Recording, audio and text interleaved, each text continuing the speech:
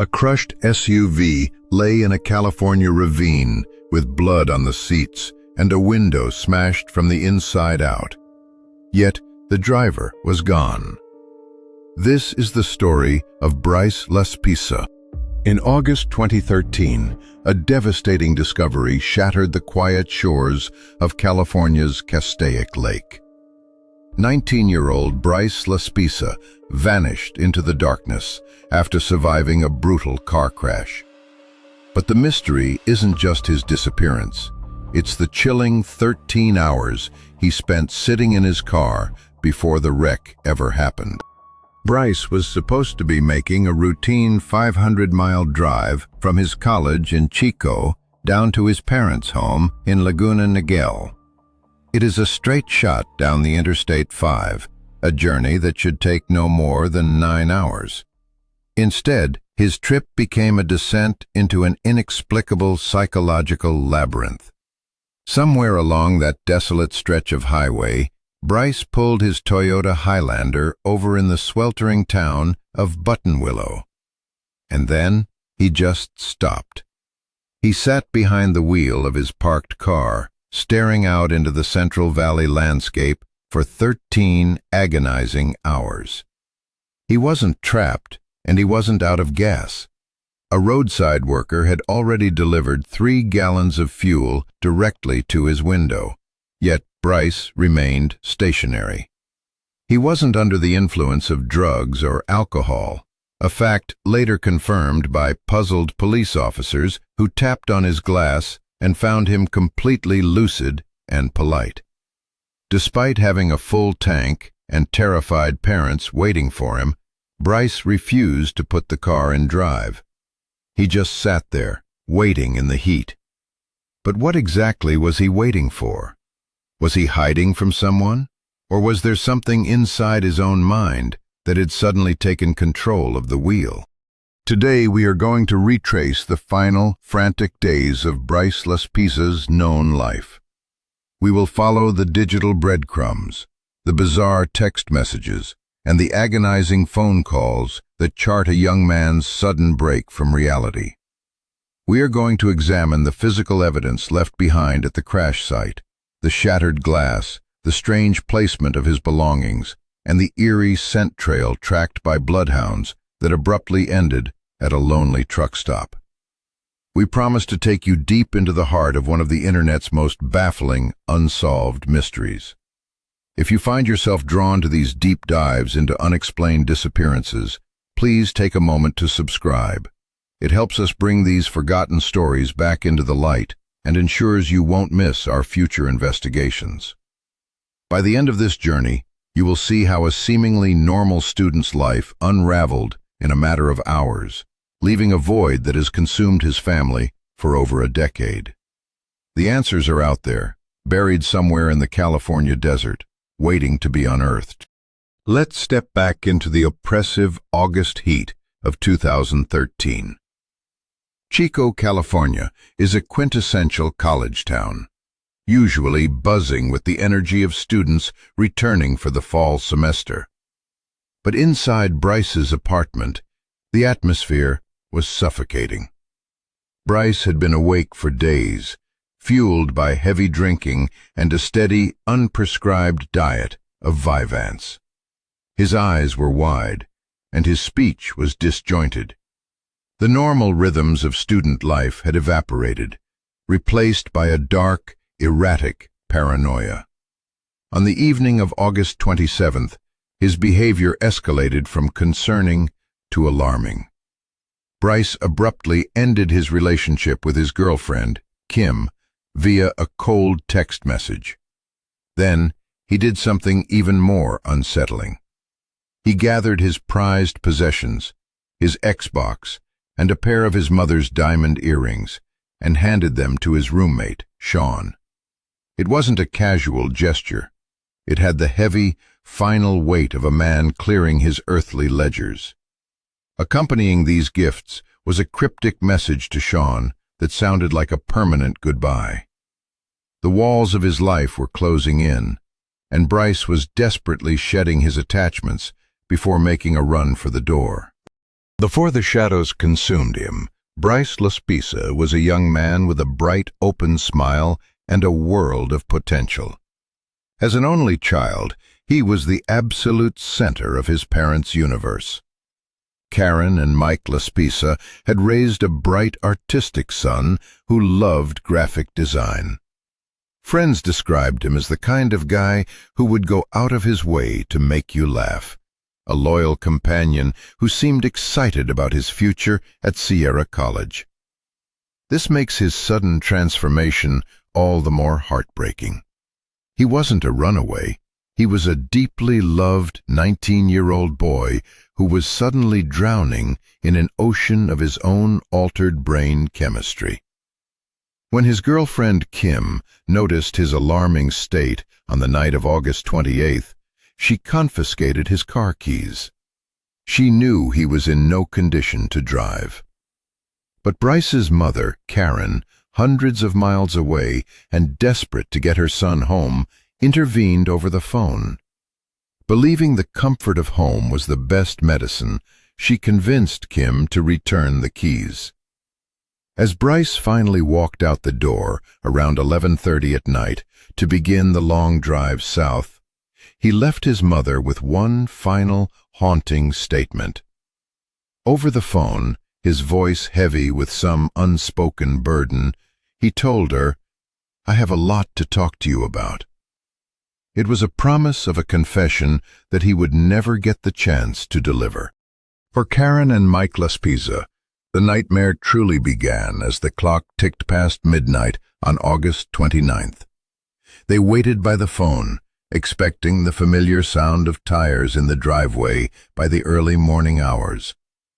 At 1 a.m., Bryce called his mother. Her heart leaped with relief, assuming he was making good time down the empty interstate. But when investigators later pulled the cell phone tower data from that specific call, the reality of the situation sent a chill through the family. At 1 in the morning, an hour and a half after he had left Chico, Bryce's phone pinged a tower that was only an hour south of his starting point. He was moving at an impossibly slow crawl. Was he pulling over every few miles?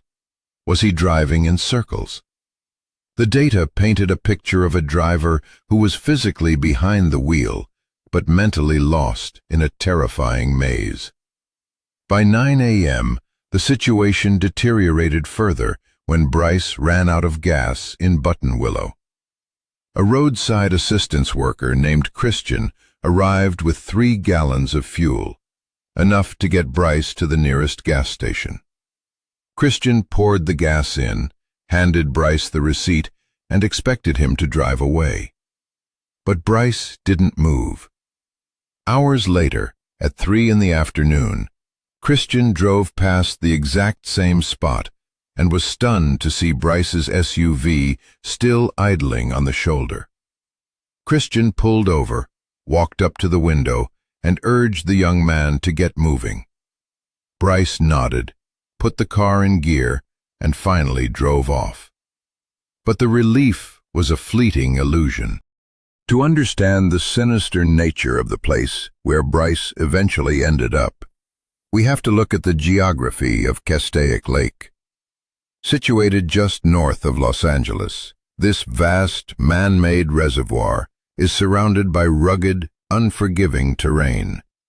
It is a place of stark, sun-baked beauty by day, but by night, the winding canyon roads transform into treacherous, pitch-black ribbons of asphalt.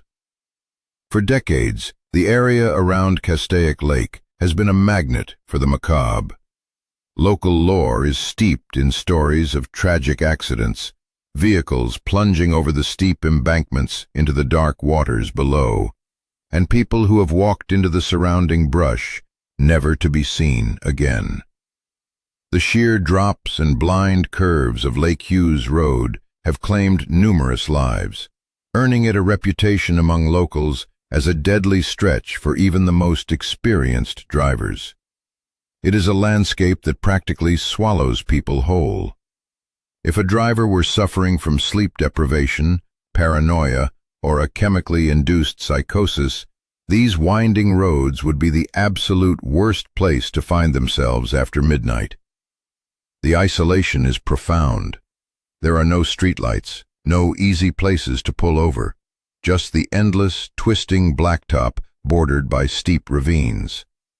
It is an environment that demands absolute focus, and Bryce Laspisa, running on days of no sleep and a fading amphetamine high, was driving straight into its jaws. The history of the lake whispers of lost souls, and on that warm August night it was preparing to claim another. By the evening of August 29th, the quiet concern in the Laspisa household had reached a breaking point. Bryce had been gone for nearly 24 hours, and his parents officially filed a missing persons report. The Kern County Police sprang into action, pinging Bryce's cell phone to get a fix on his location. What they found defied all logic. Bryce was parked just a few miles from where Christian, the roadside worker, had left him hours earlier. When officers approached the vehicle between 7 and 9 p.m., they faced a critical decision, a moral dilemma that continues to haunt this case today. They searched the SUV and looked Bryce in the eyes. They found no drugs, no alcohol, and no obvious signs of impairment. Legally, Bryce was an adult. He was articulate, polite, and completely cooperative. He passed their field sobriety tests with flying colors. The officers felt they had no legal justification to detain him, arrest him, or force him into a hospital. Yet the circumstances were screaming that something was profoundly wrong. A 19-year-old sitting in a parked car for 13 hours on the side of a highway is a massive red flag. Should the police have overstepped their bounds and taken him into custody for a psychiatric hold? Instead, adhering to the letter of the law, they merely forced him to call his frantic parents, told him to get back on the road, and watched him drive away into the encroaching night. They let him go, trusting the illusion of his sobriety over the glaring reality of his bizarre behavior. We are now entering the most perplexing phase of Bryce's journey. The hours where the timeline fractures and the evidence starts to contradict itself. After the police let him go at 9 p.m., Bryce finally headed south. At 11 p.m., he stopped at a Flying J truck stop in Frazier Park. He bought a beverage, and the surveillance footage shows him walking normally, interacting with the cashier, and looking entirely unremarkable. He called his parents again, telling them he was tired and was going to pull over to sleep in his car before finishing the drive. It sounded like a rational, responsible decision. Karen and Mike finally breathed a sigh of relief, believing the nightmare was ending and their son would be home by morning. But here is the terrifying contradiction. Bryce didn't sleep. At 2:15 a.m., security cameras captured his SUV driving up an access road toward the Castaic Lake recreation area. He drove up, came back down, and then drove up again, circling the area in the dead of night. Then, at 5:30 a.m., a California Highway Patrol officer found Bryce's beige Toyota Highlander overturned at the bottom of a 25-foot ravine near Castaic Lake. The vehicle had violently careened off Lake Hughes Road. But when the officer scrambled down the embankment to rescue the driver, the front seat was empty. Bryce was gone. If you want to dive deeper with us into the forensic details of cases like this, where the physical evidence completely defies the official narrative, please hit subscribe and join our community. We are committed to unearthing the truth, no matter how confusing the trail becomes. Because the S inside that crashed SUV are about to turn this missing persons case upside down. When investigators began to process the wreckage of the Highlander, they made a discovery that linked Bryce's bizarre state of mind directly to the physical state of the vehicle. The SUV had clearly plummeted off the side of the road, tumbling down the brush-covered ravine. You would expect the occupant to be severely injured, trapped, or even ejected during the roll. But inside the cabin, there was very little blood. His cell phone, his wallet, his laptop, and his clothing were all left behind, abandoned in the dirt. But the most crucial piece of evidence, the breakthrough that changes everything we know about the crash, was the rear window of the SUV. It wasn't shattered from the impact of the rollover. Forensic analysis proved conclusively that the rear window had been intentionally smashed from the inside out. There was an emergency glass-breaking tool found inside the car. This means Bryce survived the terrifying plunge. He was conscious enough and physically capable enough to retrieve a tool, crawl to the back of the crushed vehicle, shatter the heavy safety glass, and climb out into the cool morning air. This wasn't a fatal accident that claimed a life. This was a man who survived a brush with death, only to willfully abandon his vehicle, his identity, and his only means of communication, stepping out of the shattered glass and disappearing into the desolate California wilderness. Suddenly, every strange, inexplicable action Bryce took over the last 48 hours snaps into terrifying focus. The giveaway of his beloved Xbox and his mother's diamond earrings wasn't just erratic behavior. It was the first step in shedding his identity. The cryptic goodbye text to his roommate was genuine. The 13 hours spent sitting paralyzed in a buttonwillow parking lot wasn't about resting. It was an agonizing internal battle. A young man trapped between the pull of his loving family and a devastating psychological urge to vanish. His haunting phone call to his mother, the desperate claim that he had a lot to talk to her about, was the confession he could never bring himself to make. He knew he was losing his grip on reality, a state heavily exacerbated by the sleep deprivation and the Vyvanse. And finally, the smashed rear window of the SUV. It wasn't just an escape route from a crashed car. It was his final exit from his own life. The crash itself may not have been an accident at all. Some investigators believe Bryce deliberately drove his car off that 25-foot cliff in a desperate attempt to end his life. But when the crash failed to kill him, when he found himself bruised but breathing in the wreckage, his fractured mind made a final, catastrophic decision. He broke the glass, left his wallet, his phone, and his entire past behind in the dirt, and walked away. The 13 hours of waiting were simply the prologue to a meticulously, perhaps delusionally, executed vanishing act. Every piece of the puzzle, the drugs, the gifts, the agonizingly slow drive, the shattered glass, points not to a kidnapping or a random tragedy, but to a mind that had completely shattered, compelling Bryce to erase himself from the world. The true horror of Bryce Laspisa's disappearance doesn't actually lie in the dark, murky waters of Castaic Lake or the twisted, rusted metal of his overturned SUV. Instead, it lies in the terrifying and sudden fragility of the human mind. Here was a young man who seemed to have everything: a supportive family, a girlfriend, a promising college education, and a future in graphic design. Yet within a matter of days, a volatile combination of academic stress, acute lack of sleep, and the misuse of unprescribed Vyvanse triggered a catastrophic and total psychological collapse. It serves as a chilling reminder of how quickly the thin veil of normalcy can be torn away, leaving behind something unrecognizable.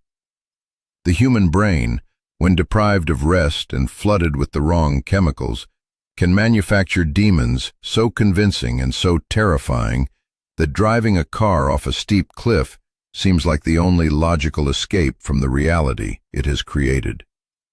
For every parent watching a child leave for college, Bryce's story represents the ultimate waking nightmare.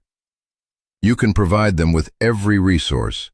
You can answer their frantic calls at 1 in the morning, and you can even send the police to check on their welfare. Yet you can still lose them to an invisible enemy battling inside their own skull.